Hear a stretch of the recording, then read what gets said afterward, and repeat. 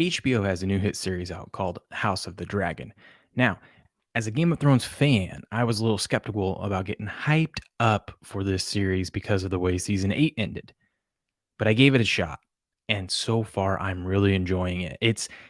We're 7 episodes in right now, and even with all the time jumps, the character changes, I am really enjoying the show, so much so that I wanted to read the book that it's based off of, Fire and Blood. The series is only going to be a few chapters out of that book, but there's so much more great story in that book. And I figured, hell, I'm going to read it. But here's the problem. Like many of you out there, I just don't have the time. I got little kiddos running around all day. I got a full-time job. It's the middle of football season. I got another YouTube channel that I run that focuses on sports. But what I'm going to do is I'm going to read this book, starting this new channel here, and I'm hoping that there's other people out there that just don't have the time to read it like me, and I'll be able to summarize the chapters for you. So I'll read a chapter and I'll do a video on it, and then I'll let you guys know just the breakdown of the chapter. And I appreciate some feedback. If you guys could comment, if you like the videos, you like this, subscribe to the channel and you like the video, share it out there. And if you've read the book, listen, give me some feedback. Let me know what I missed, because I'm certainly not going to be perfect on any of this, but I'm going to give it a shot. So we're going to read this, or I'm going to read this book, and I'm going to lay it out for you guys exactly how it plays out. So let me know what you think, and we're going to start with chapter 1 in this video, Aegon's Conquest. So the chapter starts out with talking about establishing the timeline. It's BC and AC, so before Conquest and after Conquest for Aegon. And there's an argument already about when the timeline actually starts, meaning a lot of the people will say that the day that Aegon stepped foot in Westeros, began battling, that was when his conquest started.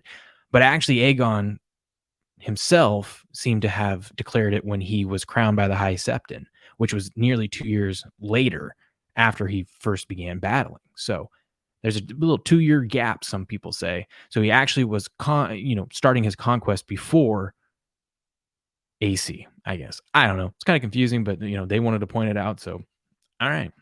So when reading this chapter, I kind of noticed it bounces around all over the place. You kind of it'll say one thing, say another, and then say another thing, and it ties back into the thing it said before. Definitely have to read it a few times, or at least for me.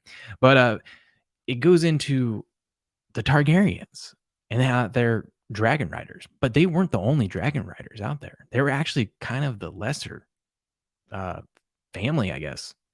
And it all started when what's his name? Aegon Targaryen. There we go. Aegon Targaryen. And by the way, if I'm getting any of these names wrong, I apologize. Comment below. Tell me how to pronounce them. I suck at pronouncing names. So I'm just going to do it, and you guys can correct me as I go.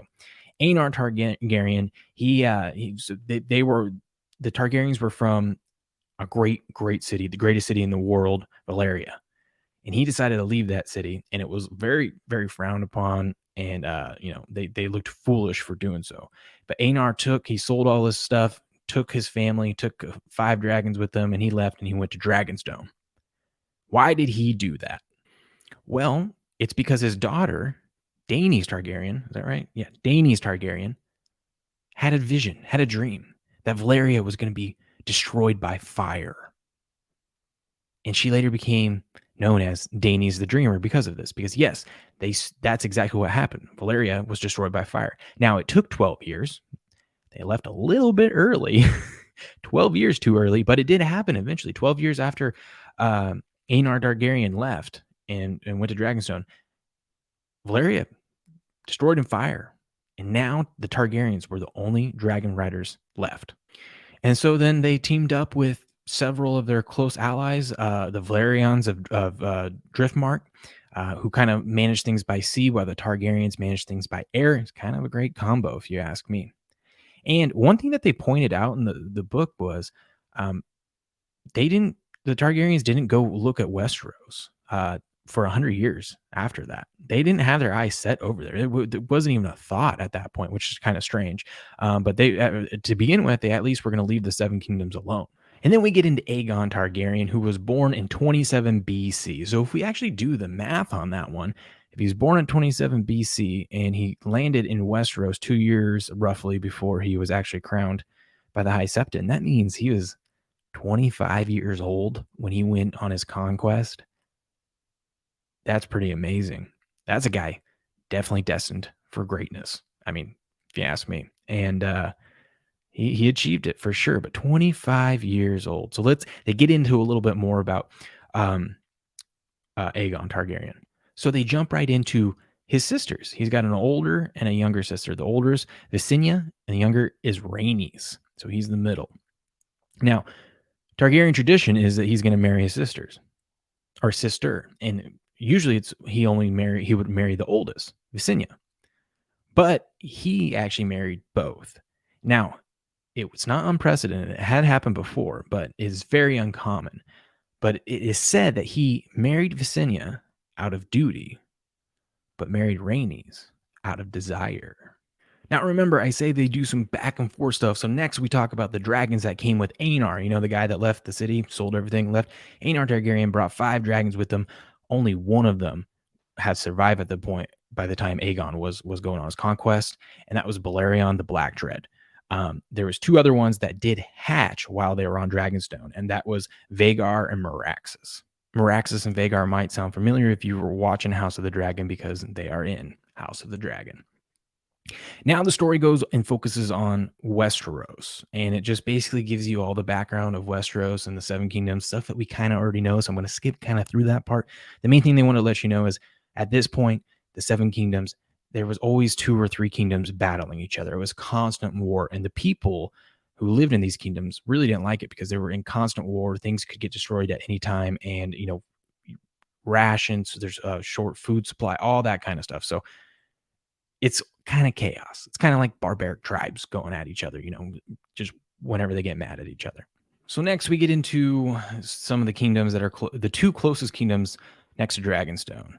And they play a role in what kind of gets Aegon's attention. So you have the king of Storm's End, Argilac the Arrogant. And once again, if I'm getting that name wrong, I apologize. And then you have Harren the Black. So you have some interesting things with these 2 kingdoms is they're constantly at battle with each other. And you have Arlick the Arrogant, who used to be a great warrior. I mean, he's old now. They say his beautiful black hair or something like that is now gray. He's old. He's at the end of his time. And the problem with him is he doesn't have an heir. He just has a daughter. He doesn't have a son to take over anything. And that kind of makes him vulnerable to Harren the Black, who is gaining power, gaining momentum, and everyone fears Harren the Black because of how cruel and mean this guy is. He's also, Harren the Black at this time is finishing up building his great big castle. You might have heard of it, Harrenhal. It's almost complete. So Argilac is vulnerable, and he knows it, and he's got to do something. And he's got this kid, I guess to him it'd be a kid, and Aegon, who's got a dragon who's pretty powerful and that's nearby. And he goes, well, what can I offer him? So he goes to Aegon and he offers him his daughter. And along with it comes all this land. He gave him a bunch of land, all these different territories that is now under his control. A couple problems with that. One, Aegon's already got 2 wives. Why does he need another? He also, they keep it in family. So probably not a wise choice there. And 2, Aegon claimed, well, not all that land that you're offering me is yours to actually give. Some of it might actually belong to Harren the Black. So you're kind of giving me land that's not yours. So Aegon countered. He said, listen, I'll take that land that you're offering me, and then I want some of this other land over here. I'll take that too. And we'll seal the deal. I'm not going to marry your daughter, but my best friend, my right-hand man, Orys Baratheon, is like a brother to me. She can marry him, and that'll do. Now, of course, Argilac was furious because Orys is, I guess, expected to be is a bastard, and so that was super disrespectful to someone of royalty. And Argilac was so mad that he cut off the envoy's hands and sent him back to Aegon. Aegon had no reply for this. Instead, he called up his bannermen and he had him meet him at Dragonstone. And they sat there and they had counsel and they discussed what they were going to do. And on the seventh day, it was said that a bunch of ravens flew out of Dragonstone and went all across Westeros.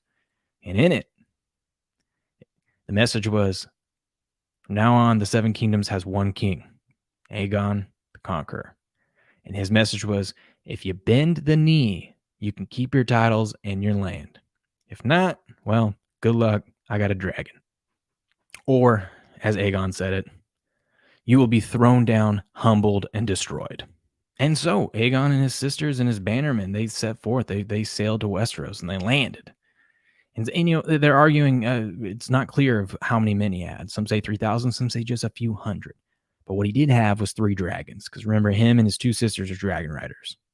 So they land. Of course, they get a little pushback, but they end up taking care of that. And then the story jumps in and wants to tell you, hey, before we get into all the battling, let's talk about these 3 characters here. And they're all siblings, but let's talk about how they are character-wise and how they are as a fighter. So Visenya is the oldest sister, and she's claimed to be as good of a fighter as Aegon. They say that she's as comfortable in chainmail as she is in silk. I thought that was a great line. And that she's got, what was it? She's got a Valerian longsword called Dark Sister. She likes to dabble in the dark magics and poison too. And they say that she's like cruel, unhinged, and unforgiving, very stern and serious. So she's a pretty ruthless fighter, is how they paint her. Rhaenys, the youngest sister, is actually the exact opposite. She's not much of a fighter. She likes poetry, dancing, song, all that kind of stuff. Not much for the one-on-one combat. But one thing about her is she's the best rider of the bunch. She spent more time on Dragonback than any of both of her siblings combined. So she can fly a dragon very, very well.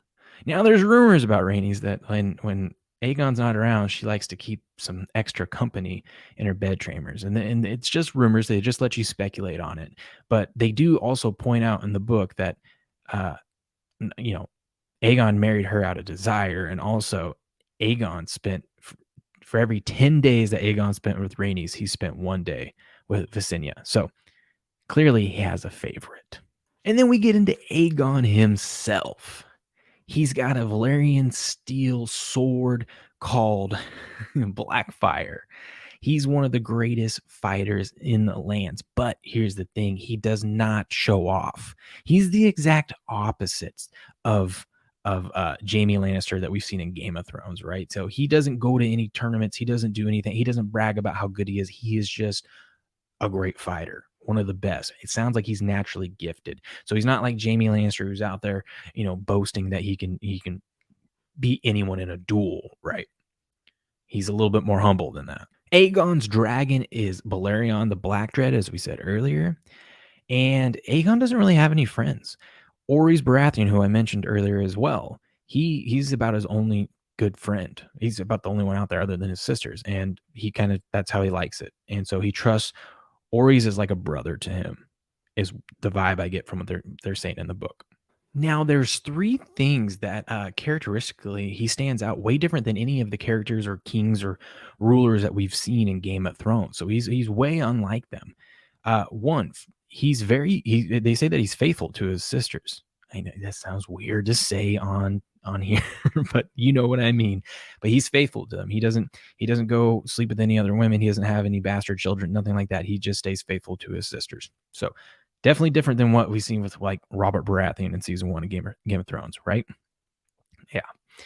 2, he doesn't get into the nitty-gritty of ruling. He puts people in place. He puts people in, gives them spots, gives them, you're the master of coin, all this stuff, but he just lets them work.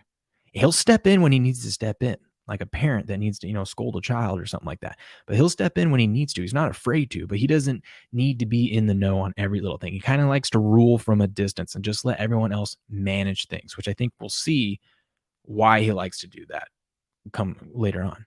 And third, he is so forgiving. he doesn't care if you get, and we'll see this, we'll see a lot of this. He doesn't care if he just battled you 10 minutes ago. If you're not dead yet and you eventually bend the knee, he will say, okay, great. And it's not just you bent the knee, okay, great, you get to live. No, you get to have your titles, you get to have the lands, and you get to rule over here like everything's back to normal. It's kind of amazing. And we're going to see a lot of examples of that in this chapter alone. And I don't know if the chapter's coming up, but just in this chapter alone, I can tell you we see a lot of it.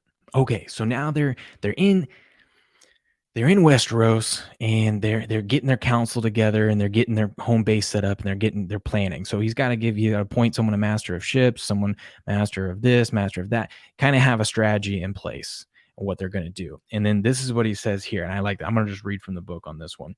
And Orys Baratheon he proclaimed to be my shield, my steward, my strong right hand. Thus Baratheon is reckoned by the maesters the first king's hand. So this is where the hand of the king started, right here. Orys Baratheon was the first hand of the king. I thought that was pretty cool. So now everyone's got their titles, but one thing that they need is they need to crown Aegon. So that's what the sisters do. They crown Aegon, and everyone cheers. But one thing that the book pointed out that I thought was very interesting, it wasn't just his people that was cheering. It's the people that he just conquered. And there's just a little area, the town folk, the common people, they're cheering him on. They love this guy already. And I think we're going to find out why later on.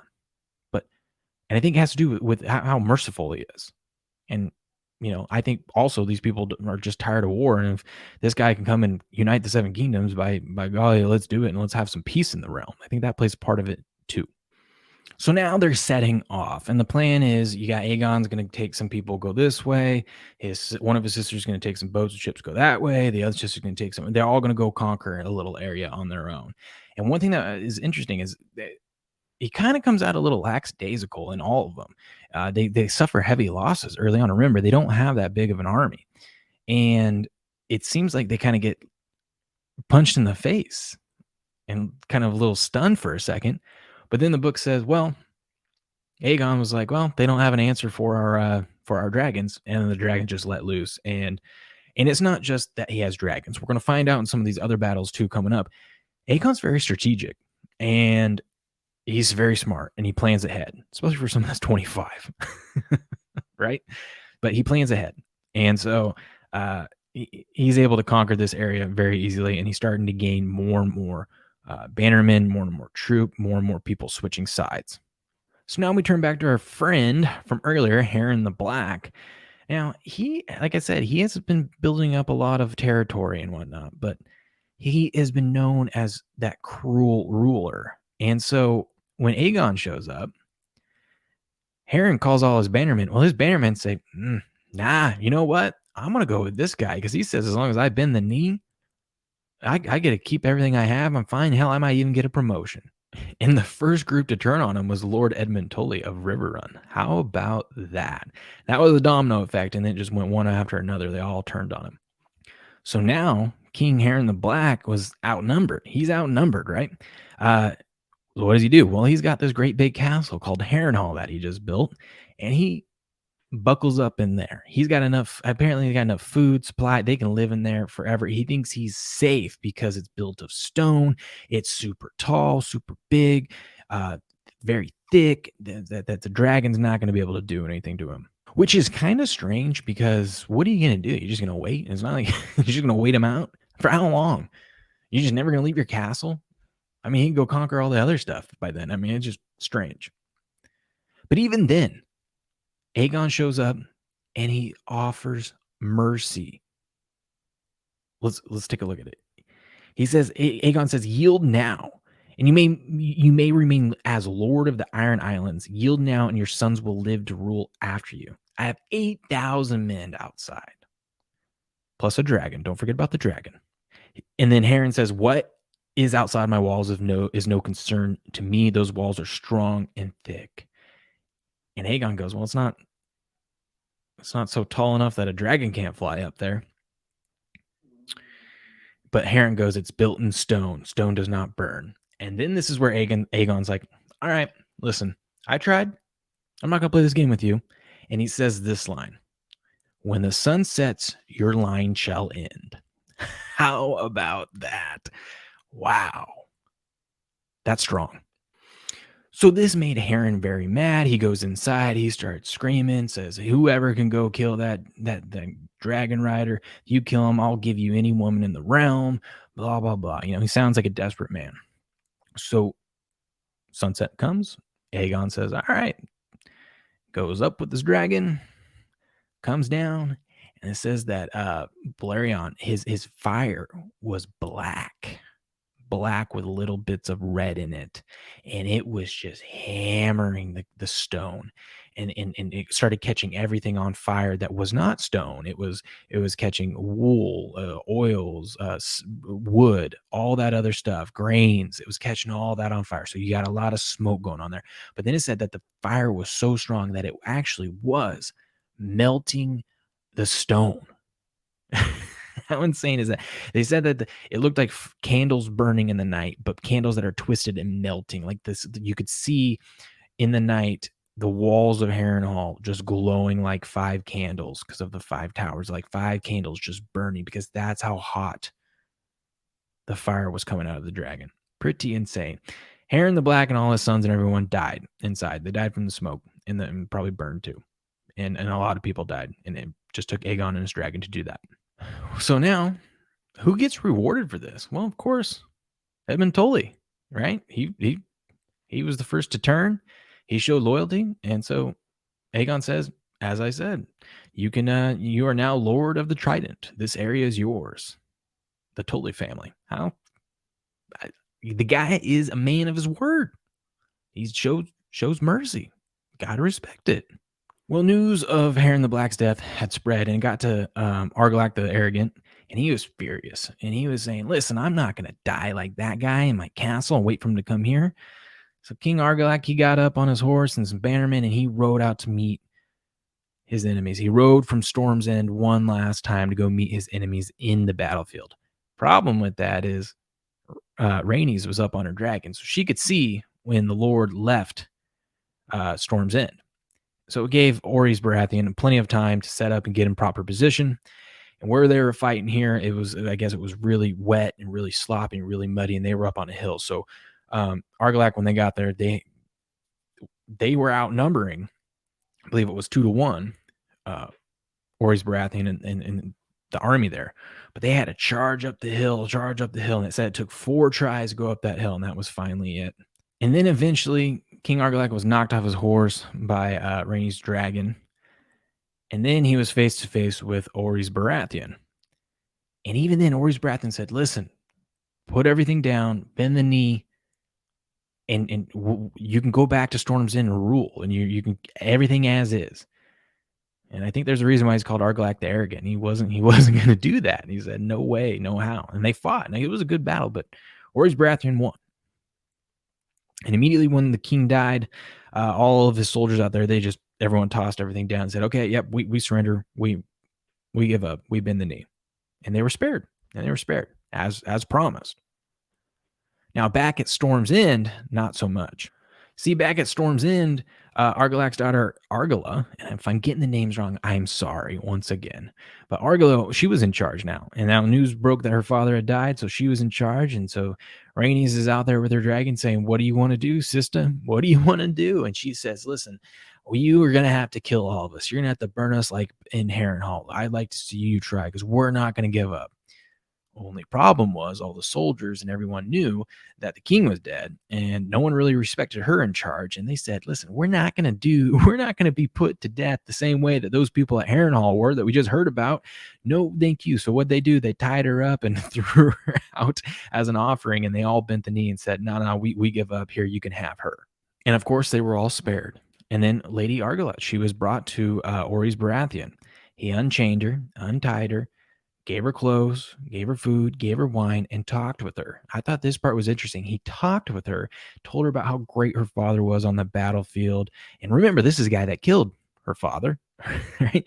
Talked about how great he was on the battlefield. And then guess what?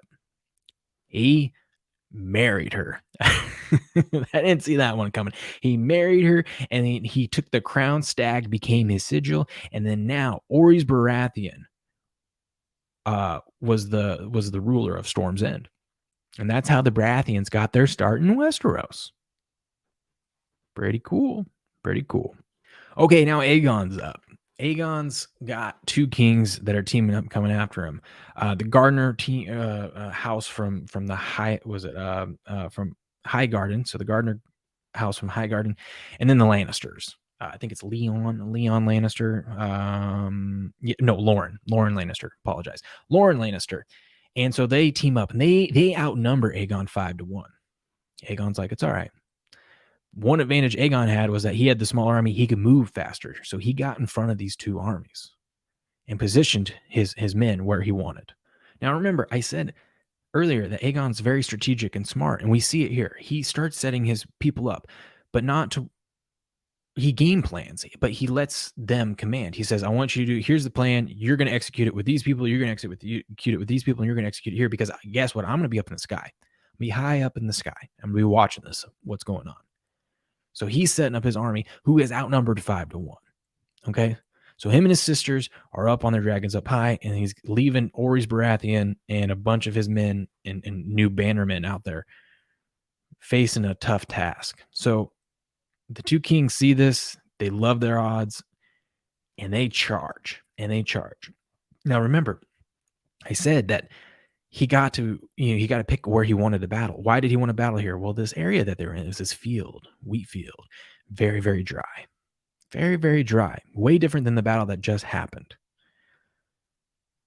So what do? Well, his two sisters start lighting up one side of these fields, and you got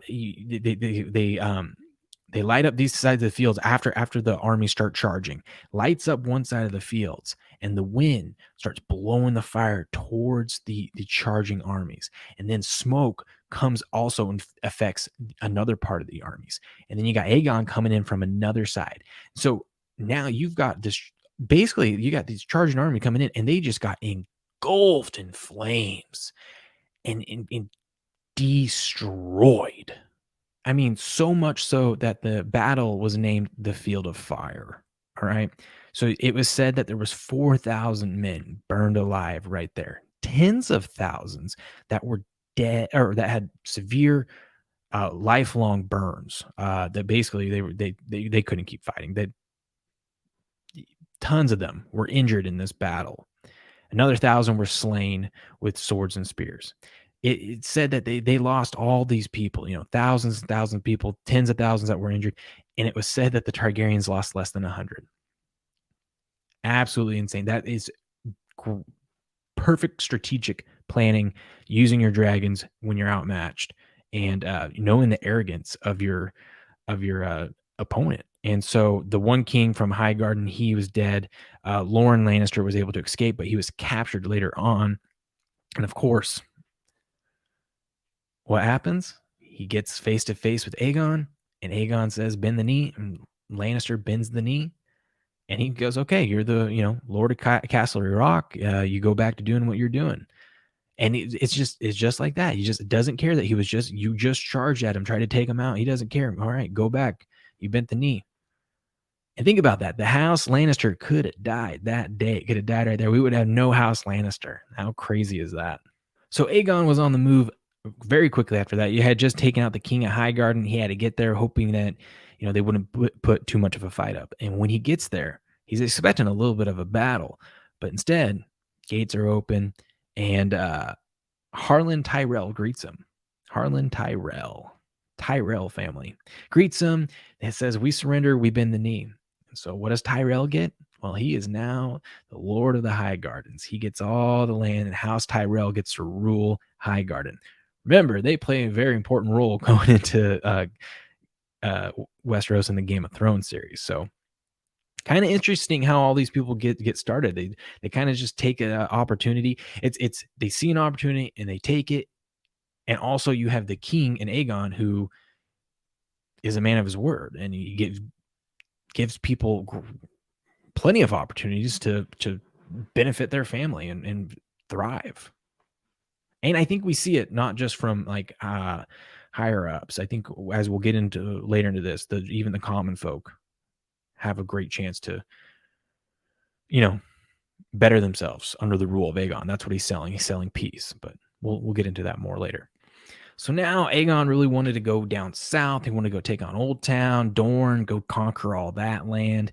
But he got news that there was an army coming from the north, the Starks. They were coming to challenge him. So he got into position. He put his army where it needed to be, and he waited. And when King Torrhen Stark showed up, he saw Aegon's army, and he saw the three dragons just circling up top. And now, by this point, all the news of what had happened to all the other kings, all the other kingdoms, Harrenhal, all this stuff, all the stories had reached him. So he knows exactly what's going on. And he's seeing this, and he's seeing, man, this guy's able to take out all those. And it doesn't seem like he has that big of an army here. I know he's got three dragons, but he was able to do what to all of them? But then he's got his own, his side, the Starks and all his commanders are saying, come on, we can take him. We can go in the middle of the night. We can surprise him. We can do all this. But the Starks are pretty smart. And King Torrhen decides to do something instead. He crosses the river himself, and he goes and bends the knee to Aegon. And guess what? He saves the lives of all of his men. Saved them all because Aegon, as always, said, okay, now you're the Warden of the North. House Stark will be the Warden of the North, and there it is. And you can go on doing your business as you were. And, he was always, Torrhen was known as the king who knelt after that. But guess what? He was also the king that saved his people's lives. And interestingly enough, something else the book threw into here that I thought was interesting, at least. We know that Aegon is obviously collecting swords of the conquered, and eventually it's going to be melted into the Iron Throne. But somehow Starks were able to they were able to save their swords when he knelt. So the Stark swords never got melted to the Iron Throne, at least according to the book. All right, so next up, Visenya goes to the Vale. Real easy. She just flies in, lands her dragon. I mean, we all know the Vale. Lands her dragon in there, and the queen there is ready to go. But then her son, it's always something with the little sons, right, in the Vale that are sitting on mommy's lap, jumps down and goes, Mom, a dragon, and runs up to it and says, can I ride it? And pretty much right there, she bent the knee. The little guy got to go ride around on the dragon a few times. And when he landed, he was a little lord, they said. And that's how easy it was for them, the Vale, to bend the knee to Aegon. All right. Rhaenys, not so much. It was a little bit more difficult for Rhaenys. She was going down to Dorne to go conquer that area. And she kept going to town, to town, to town, to town. And it just, no one was there. No house was there. No nothing. Finally, she got to Sunspear, where they got to House Martell, is where she finally found someone. And then the person that she met was Maria Martell. And Maria was an 80-year-old blind lady, just kind of towards the end of life. It said that she had been ruling there for 60 years. And this is how it went between them. She says, I will not fight you, nor will I kneel to you. Dorne has no king. Tell your brother that. I shall. But we will come again, princess. And the next time we shall come with fire and blood. Your words, Princess Maria said. Ours are unbowed, unbent, unbroken. You may burn us, my lady, but you will not bend us, you will not break us, or make us bow. This is Dorne. You are not welcome here. Return at your peril. All right. And so that's what she did. She's like, all right, well, you're going to have to deal with my brother. Good luck. Aegon, on the other hand, had a lot easier success when he went to Old Town, and there he met House of the Hightowers, the oldest, wealthiest, most respected house in Westeros. And he was greeted with ease. They welcomed him in. And the reason why is because this is where the High Septon is. And it said that the High Septon, for 7 days before Aegon got there, had to sit up he locked himself in his tower. And he had to think. He went back and forth, back and forth, back and forth. And he had a vision, and it said that if they ended up fighting Aegon, that their city was going to burn. They were all going to die, and it was going to burn. So he said, you know what? We're going to bend the knee. And that's what they did. This is the High Septon. And so 3 days after Aegon arrived there, the High Septon himself crowned Aegon, Lord of the realm, the 7 kingdoms, blah, blah, blah. We know the spiel. And there it was. Aegon was the new king of the 7 kingdoms. One thing that they noted that I thought was very interesting is that he was celebrating, obviously. He just got crowned by the High Septon, so he's on the back of Balerion. He's going down the streets, and they're saying that the townsfolk, once again, the townsfolk love this guy. They're cheering him on. Why? This guy that they don't know. Is it because he showed so much peace and mercy, or are they tired of the wars? Like I'm saying, are they tired of the constant fighting, or are things so bad that this guy came in and he clearly has changed the game? Now there's hope. Now maybe things can be different. Now maybe whatever corrupt stuff's going on in their lives will get better because there's going to be peace, and we've got this guy that's ruling the way he's ruling. I guess we'll see. We'll see how it goes forward in these other chapters. And we come to the end of the chapter, and many had thought that he was going to make Old Town right there. This is his base. This is the king's capital. This is where it's going to be. No, no, no, no. He did not. It's actually back where him and his sisters first stepped foot into Westeros on their conquest is where he made his base, and that became known as King's Landing. And that's how we got King's Landing. And then, of course, it wraps up with saying that he took all the swords and they made that, melted it together and made the Iron Throne. And that's how the chapter ends, and it was pretty good. I liked it. You get a lot of information there about Aegon, and now we're going to get into Aegon's, wars and how he ruled in Westeros. I'm very curious about that. But hey, if you've enjoyed this, like I said, this is a new channel. My main goal here is for people that don't have time to read this book. I want to give you a quick run through as best I can of the chapters and give you some of the juicy details about the Targaryens and of this book of Fire and Blood. So if you like this channel, make sure you subscribe, hit like, share this out there, leave a comment. Let me know what you think. I want to hear from you. All right. How can I do this better? Give me some useful criticism. Right. And I'll take it. I'll listen and I'll try to make these better. But I think this was a good first one. I'm excited to do the next one. It was a lot of fun. I'm not looking forward to editing this video, but hey, that's how it is. Till next time, I'll talk to you guys later.